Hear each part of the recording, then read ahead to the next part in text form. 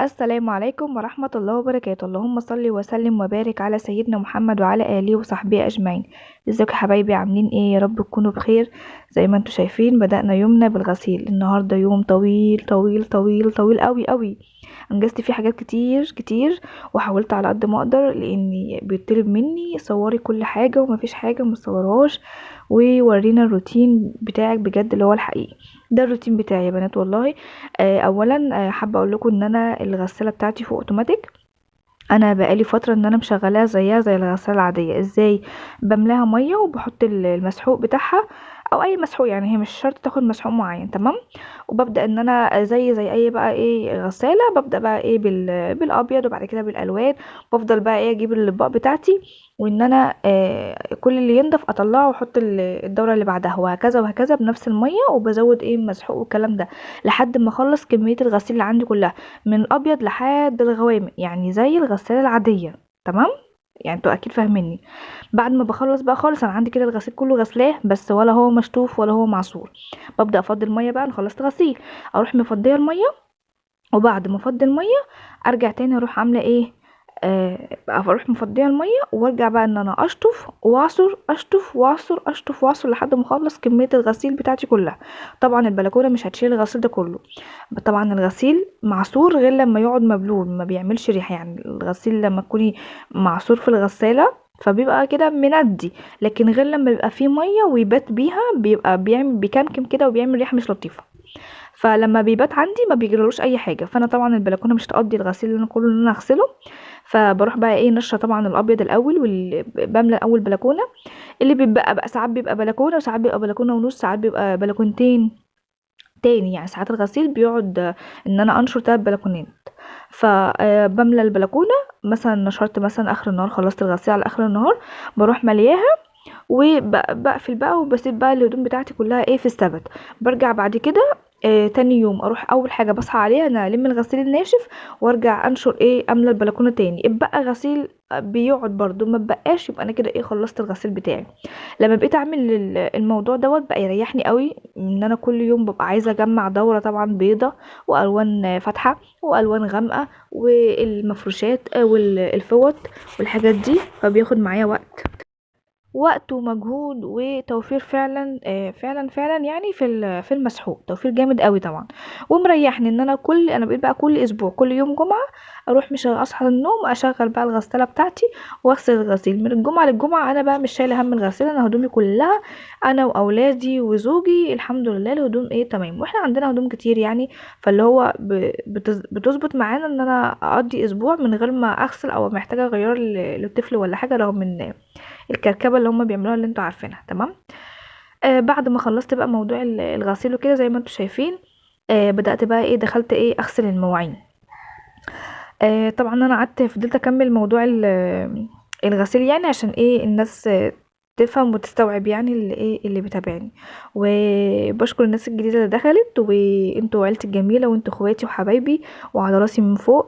وبشكركم لدعمكم ليا، وانتوا كده باشتراككم باللايك اللي انتوا بتحطوهولي بتدعموني فعلا ان انا اتحفز اكتر واكتر وانزل لكم فيديوهات كتير، تمام. بس فبعد ما خلصت موضوع الغسيل زي ما قلت لكم كده، دخلت بقى ايه اغسل المواعين. كان في واحده برضو سالتني بتقولي ان الاستانلس ما بينضفش والكلام ده، ومحتاج خلطات ومحتاج مش عارف ايه. لا والله انا مش بعمل خلط ولا حاجه، هو سائل المواعين اللي انا بحطه بضيف عليه ميه بس. وبصوا الطاسه كانت عامله ازاي، دي ستانلس بقلي فيها على طول. بصوا كانت عامله ازاي. فلما لقيتها بلاقيها اتوسخت قوي كده، فبروح نقله الزيت في اي طاسه تانية مؤقتا لحد ما بروح غسلاها وبرجع تاني اقلي فيها. يعني دي من ساعه ما اتجوزت وهي دي اللي بقلي فيها. وما شاء الله تبارك الله من جوه نظيفه زي ما هي، وما جراش لها حاجه. ممكن تكون من بره مثلا في يعني بيبقى اللون اللي هو بغامق ده شويه، بتغمق شويه طبعا من النار والقليه على طول، لان دي من ساعه ما اتجوزت 5 سنين وانا بقلي فيها من يوم جوازي، تمام. بعد بقى ما خلصت الغسيل ما خلصتوش خالص يعني، شلت يعني طلعت وحطيت، طلعت وحطيت وهكذا. وغسلت بقى حبة المواعين اللي عندي في الحوض دول، ولينت الحبة التانيين اللي هما ناشفين فيهم، كنت يعني فيهم اللهم صل على النبي، قولوا معايا فيهم بقى كده حاجات ناشفة يعني وكده، حطيت فيهم مية عشان ايه يلينوا عقبال ما اخلص. انا هنا بعمل ايه، هعمل لهم كيكة حاجة حلوة يعني. فعندي هنا نص كوبايه من جوز الهند، حطيت عليها بيضايه، حطيت عليها السكر مثلا 3 معالق او 4 معالق على حسب الرغبه، وحطيت كمان نص كوبايه من الحليب اللي هو اللبن علشان الدول العربيه، وبدات ان انا اقلبهم. هنا بقى ايه، كنت بشوفها لقيتها لا مش ماسكه نفسها، سايبه كده شويه مايعه معايا، فحطيت لها 4 معالق من الدقيق. تمام. وبدات ان انا اقلبها كده، وبقيت ان انا اكورها كور كده، واروح مغطساها كده في قلب الدقيق، ان انا بكورها يعني، بعد ما بكورها بحطها في الدقيق، بغلفها بالدقيق يعني. وبعد ما خلصت الكميه بتاعتي، عملت مش عارفه معايا 6 أو 8 تقريبا، ركنتهم على جنب. وبعد كده بدات بالبيضه بتاعتي، بالكيكه بتاعتي. حطيت بيضتين، 3 بيضات، وحطيت كوبايه من السكر، وحطيت كوبايه من الحليب، و3 معالق من الزبادي، وبدات ان انا اضربهم مع بعض، وكيس من الفانيليا طبعا. وبعد كده حطيت نص كوبايه من الزيت. تمام. دي المقادير اللي انا حطيتها لحد دلوقتي. بعد كده هنزل عليهم طبعا بالدقيق. هنا حطيت معلقه من الخل. المخلل دوت محسن طبيعي يا بنات. اول كوبايه دي نزلت بيها ايه، نخلتها. النخل مهم جدا في كل حاجه، وبالاخص الكيكه. كده حطيت كوبايتين من الدقيق، وحطيت ظرف من البيكنج باودر، ظرف كامل، وحطيت نص كوبايه من الدقيق، وكوبايتين ونص من الدقيق، وظرف من البيكنج باودر، رشه ملح، وحطيت يعني 3 معالق من الكاكاو الخام. كاكاو خام. ممكن لو عندك المحلى بتحطي، بس يعني بتضعفي الكميه، لان هو بيبقى مش خام، فمش بيغمق اللون قوي. تمام. بدات بقى ان انا اضرب المكونات كده بالشكل دوت لحد ما اتاكد ان هي بقت تمام، والخليط بتاعي اختلط كويس جدا. ببدا بعد كده اكون مجهزه صينيه دهناها بزيت او سمنه اي حاجه، برجع اصب نص، يعني اصب نص الخليط زي ما انتم شايفين كده، حاجه بسيطه. بملاه في قلب الصينيه. بعد كده بحط بقى ايه الكرات من جوز الهند اللي انا عملتها. تمام. اهو بالشكل ده.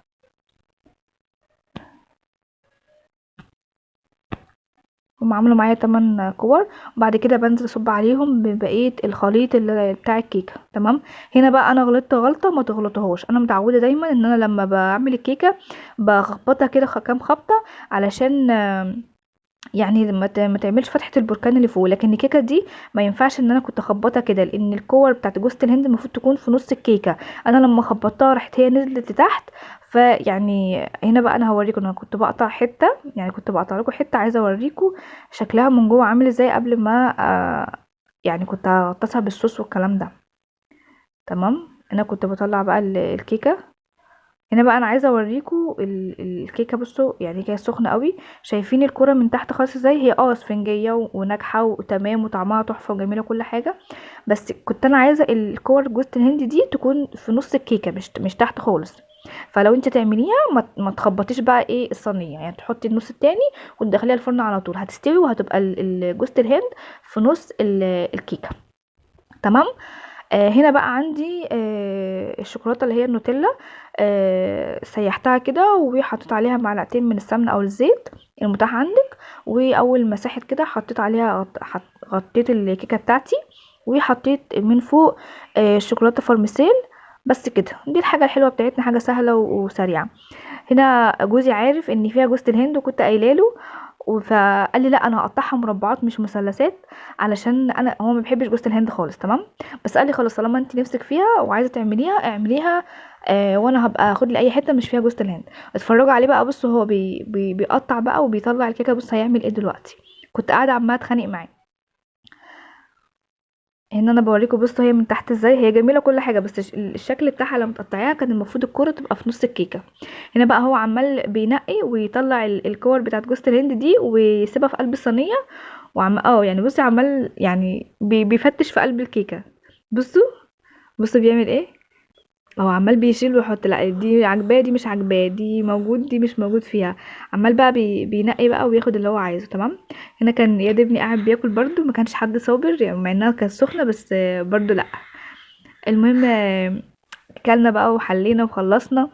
فكان بقى الممبار بتاعي النهارده عامل ممبار.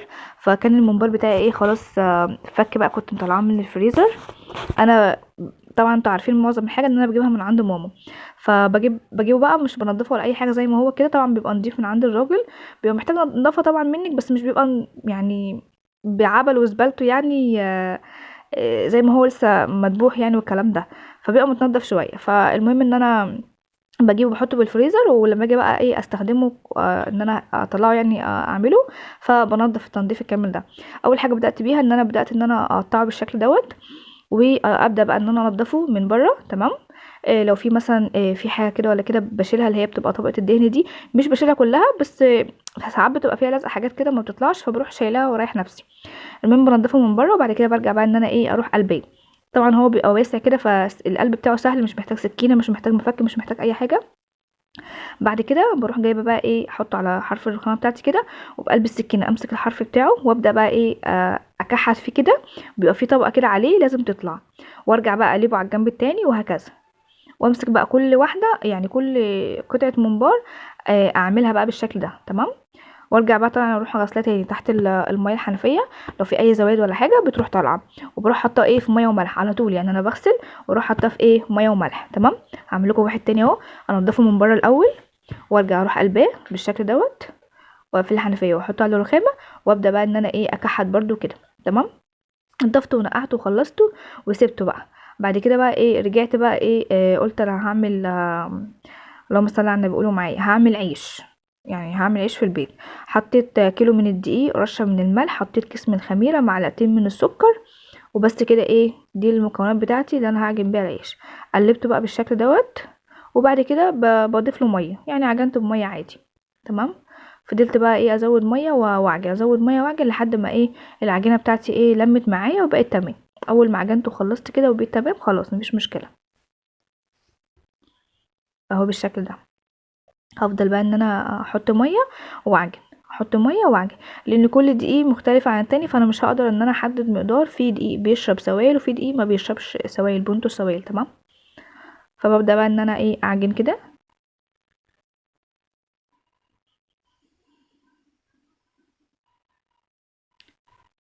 بس كده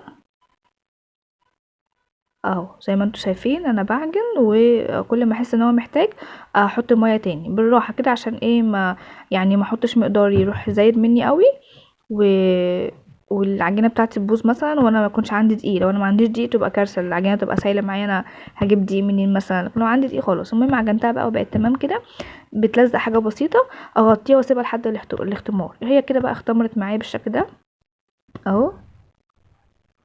هي كده بقت تمام. هبدا بقى ان انا اهبط الاختمار بتاعها واروح منزلاه بالشكل ده، وابدا بقى ان انا ايه مجهزه عندي صينيه كبيره. هنا بقى عيالي، ما يعني بنتي كانت عماله تحط ايديها وانا عماله اشيلها، ما برضو ما فيش فايده. ماليه. بصوا بقى بحط برضو حتى اللعب بتاعتهم، حتى بقى الصينيه دي حط عليها دقيق. وبدات بقى ان انا اقطع العيش بتاعي، بعمله كور صغيره جدا زي ما انتم شايفين كده، وابدا ان انا اقرصها كده واحطها على الصينيه بتاعتي. كيلو الدقيق عمل معايا 33 رغيف. 33 رغيف. تمام. بصوا انا هنا بعمل ايه وبنتي هناك بتعك في ايه. شايفين ايدي الفصعونه دي؟ دي بنتي. ما كنتش قادره عليها، يعني ما كنت بصوت منها وانا شغاله. انا لو سبت لكم الصوت كنت هتضحكوا يعني ضحك السنين. كان الصوت بشع جدا، وعماله اصوت بقى يا بنتي خلاص كفايه حرام عليكي، وبرده مفيش فايده. تعيط شويه وترجع تاني تعمل اللي هي عايزاه. ربنا يرزق كله مشتاق بالذريه الصالحه، اللهم امين يا رب. المهم قطعت بقى دي الكميه بتاعتي كلها اللي انا قطعتها. زقيتهم بقى على جنب، وقلت في نفس الصينيه بقى والدقيق وكده، وهبدا ان انا ايه افرد بالنشابه بتاعتي كده، او باي حاجه عندك تقدري تفردي بيها. وببدا بقى ان انا افرد. هنا كان بيلزق شويه فلقيته محتاج دقيق، فقلت احط له رشه دقيق بقى عشان ايه ما يلزقش في النشابه وانا بفرده بقى. يعني بحاول على قد ما اقدر ان انا اخليه مدور كده، واخلي السمك بتاعه يعني هو متوسط، ما هوش رفيع قوي، لان هو لو الرغيف فرديه رفيع قوي مش هيتنفخ معاكي. طب انا هسويه في ايه؟ في الفرن؟ لا، انا هسويه على طاسه او صينيه عندك، اي حاجه على النار، على عين البوتاجاز من فوق. انتوا متخيلين؟ وهيطلع تحفه والله يا بنات. بس هنا بوريكم بقى ان هو كده تمام. هنا بقى بوريكم ان انا جايبه صينيه تانية بفرد عليها. هنا بقى انا حاطه، انا مش حاطه الفوطه، انا حاطه دقيق وحاطه العيش وحطيت الفوطه، ورجعت حطيت دور تاني عشان بس الزحمه والصواني والعيال ما كنتش هعرف. بعد كده بقى ايه بعد ما خلصت بدات بقى حطيت طاسه على النار، سخنتها قوي ومعليه النار. اول ما سخنت معايا هديت النار، وبدات بقى انزل ايه بالعيش بقى كده بحطه. بيبدا ان هو اول ما بيتشمع معايا بيبقى حلو كده، بروح قلباه. يعني اول ما بيتشمع بروح قلباه، ما بستناش ان هو يتنفخ ولا حاجه، وبفضل هكذا بقى اقلب يمين وشمال، اقلب يمين وشمال لحد ما هو بيتنفخ لوحده واحده واحده. هو الموضوع محتاج صبر شويه، بس طبعا انت لو هتعملي في طاسه وكميه كبيره فبتعملي بقى ايه يعني على كذا طاسه او كذا عين يعني. زي ما انتوا شايفين اهو اتنفخ معايا، وبصوا عامل ازاي زي الفل اهو. بحاول بقى ان انا اقلبه يمين وشمال اتاكد ان هو ايه استوى معايا وبقى ايه تمام يعني كويس، ماهوش نفخ بقى وما مش مستوي، عشان لو طلعتيه من يعني من على النار وجيتي حطيتيه تاني مش هيظبط معاكي. لا اتاكدي قبل ما تشيليه ان هو تمام واستوى، يعني العيش استوى معاكي. بيبدا يتنفخ اهو، وانا بساعده مثلا بتك على الجنب ده بتك على الجنب ده وهكذا يعني، عشان الرغيف بتاعي يتنفخ، واحط غيره وهكذا.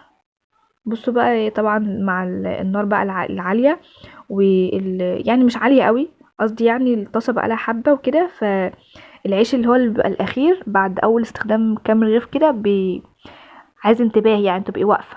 هو اول بس رغيفين 3 بيبقوا في طول بال شويه، لكن بعد كده بقى الطاسه بتسخن قوي فما بياخدش وقت معاكي. هنا بقى كنت بوريكم ان هو مش شرط كل رغيف يتنفخ، ممكن رغيف زي اللي فات دوت ما تنفخش معايا، هو ان هو بيبقى فيه قطع ولا حاجه فعادي يعني، يبقى انت كده مش العيش بتاعك فاشل ولا حاجه، لا في قطع. عيش الافران ذات نفسه ممكن تجيبي عيش بيبقى مش منفوخ عادي، بس المهم ان هو يبقى مستوي حلو، فهو لو في قطع ولا حاجه مش هينفع ان هو يتنفخ معاكي، فده عادي يعني. بس زي ما انتوا شايفين اهو ان هو بقى ايه بيتنفخ اهو زي ما انتوا شايفين، طالما مفيهوش قطع ما بيتنفخ معاكي. انا بقى بوريكم بصوا العيش بقى عامل ازاي، وبجد طعمه تحفة تحفة. هنا بوريكم ان هو بص جنب مفتوح وجنب مش مفتوح عادي يعني، حلو، وطعمه كان حلو قوي. وعايزه اقول لكم ان انا مثلا غسلته ايه، ان انا يعني خبزت كده 4 مرات، كل ما بيخلص العيش بيطلبوا مني عيش تاني، لان انا البطاقه بتاعتي فرد واحد ومش بتقضيني بصراحه ان انا اجيب منها عيش والكلام ده. المهم سبت الممبار شويه في الميه والملح، وبعد كده بقى ايه صفيته، ورحت بقى وصفيته من الميه خالص، رحت حطيت له زي ما انتم شايفين كده ايه ملح صافي وهو مفيهوش ميه، وادعكه كده كويس بقى عشان لو في طبقه خارجيه تاني ولا حاجه من اللي هي الحاجات اللي بتبقى عليه دي تطلع. بس وبعد كده بقى بعد ما بدعكه كده تحت الميه وبشطفه كويس، وارجع اشطف البوله واملاها ميه نظيفه، وارجع اغسله تاني واحط بقى في الميه النظيفه. بصوا بقى انا هوريكم دلوقتي الميه هي عامله ازاي. بصوا انا بحط فيها الممبار، بصوا الميه نضيفه ازاي ما اتغيرتش. وعندكم على فكره على قناه التانية ام اياد للوصفات البسيطه هتلاقوا فيها طريقه تنظيف الممبار من الف للياء موجوده على قناه التانية لو انت عايزه التنظيف بس، تمام. وبرضو عملت معاكم برضو على القناه التانية ان انا كنت عامله خلطه الممبار ازاي وحشيته من الالف للياء في السوا، فعامله ده الفيديو لوحده وعامله ده الفيديو لوحده. لو انت مثلا توهتي في الروتين ولا حاجه ممكن ان انت تروحي على القناه التانية ام اياد للوصفات البسيطه هتلاقي ايه الفيديو موجود، اكتبي طريقه تنظيف الممبار من الف للياء ام اياد للوصفات البسيطه هتلاقيه ظهر لك على طول. هنا طبعا عملت معاكم خلطه المحشي وخلطه الممبار دي كذا مره، فقلت اختصر عليكم يعني ايه وما صورهوش. لو عايزينها برضو زي ما قلت لكم اكتبوا كده في السيرش في البحث هيظهر لكم على طول. هنا بقى انا كنت زي ما انتم شايفين بمسك الممباره كده وببدا ان انا احشيها، واهم حاجه ان انا ايه ما احطش فيها رز كتير لان هو بيكش بقى عشان ما يفرقعش معاكي، وببدا ان انا افرد بقى زي ما انتم شايفين كده، واتاكد بقى ايه ان الممبار بتاعي ايه يتفرد بقى وحلو. هنا بعد ما خلصت كميه الميه بتاعتي بدات تغلي، حطيت فيها ورق لوري، حطيت فيها حبهان، حطيت فيها عود من القرفه، حطيت فيها نص معلقه من الفلفل الاسود عشان ما تغمقليش بس ايه لون الميه قوي. انا ما بحطش ملح في الممبار خالص. ازاي؟ والله ما بحطش الملح. ليه؟ لان هو بياخد وقت على النار، يعني بياخد وقت سوا مع الغليان، والرز طبعا انا حاطه ملح ومتبلاه وكده، فهو مع الغليان والملح اللي موجود في الرز بطلع الممبار مش محتاج اصلا ملح ولا اي حاجه، لكن لو حطيت له ملح بيطلع معايا مش حاجه مالحه جدا، مش هقدر ان انا اكلها ويبقى طعمه مش حلو. هنا بقى اوريكم بصوا انا عامله الممبار طول قد ايه، وهو بقى ايه بيكش بيطلع بقى بيبقى عامل ازاي. هو المقطع دوت اتعاد معلش عيب في المونتاج. بس المهم عملت سنة عصفور وملوخية، وكان عندي كده حبة محشي عملتهم وممبار وشوية بتنجان، وده كان أكلنا وجبتنا البسيطة بألف هنا وشفا على اللي أكل. وبس هو ده بقى كان غدانا النهاردة، اتمنيتكم معايا. بعد الغدا بقى رحت بقى ايه انتخت كده وريحت، وبعد كده اخدت لي دش حلو محترم وسرحت شعري وحطيت ميك اب، وقلت يلا يا بنتي خش على المطبخ اغسلي المواعين. في ناس ممكن تعترضني في الموضوع دوت ان لا، المفروض ان انت بعد ما تخلصي تغسلي المواعين وتشطبي الاول وبعد كده تاخدي دش.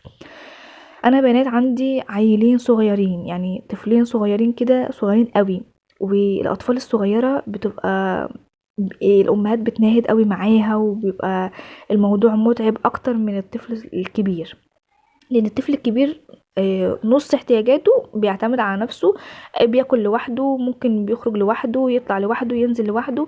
لكن الطفل الصغير دايما محتاج لك. يعني انا عايزه اقول لكم ان انا ببقى بغسل المواعين وبنتي واقفه تحت رجليا، ببقى على البوتاجاز وهي ماسكه في رجليا، فبيبقى الموضوع صعب قوي، حركتك متأيده، كل حاجه انت متأيده فيها، فانا بيبقى غصب عني.